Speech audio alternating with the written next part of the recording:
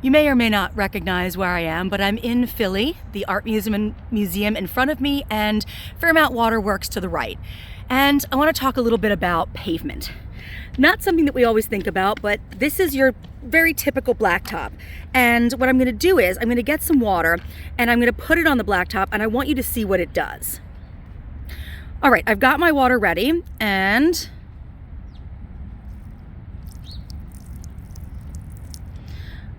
you can see that it runs straight down and really does not get absorbed almost at all into the pavement. It's going to run off the pavement. Let's look at an alternative. This is a pathway that's made of geotextile, also known as porous pavement. If you look down, it's not squishy in any way, but the actual pavement does have bigger holes in it than you can tell with your naked eye. They also have space between them. This is actually filled with leaf litter as well as gravel to increase infiltration. So what I'm going to do is I'm going to pour water. Now, unfortunately, what you can't tell is that the slope on the path is actually just to the left and is identical to here. So we're going to get a really good idea about the change in the way the water runs off.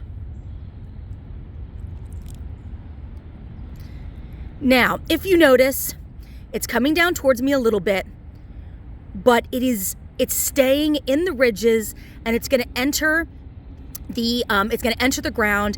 And if you can see right next to me, there's a tree. That tree is going to be able to take advantage of the increased infiltration that is occurring right here. It did not run down towards my legs. It did not go very far. In fact, if I put my hand down, you can get a generalized area. It's a pretty small area, restricted to just larger than where I poured it.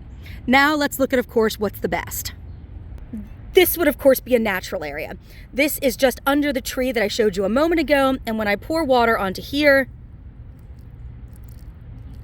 you're going to notice that I can keep pouring and pouring, and there is very, very, very little run. It's going to go directly into it, and it's going to fertilize and nurture the tree that's behind me, because, of course, this is the most natural surface, and it is going to do infiltration over runoff better than any of the other three surfaces.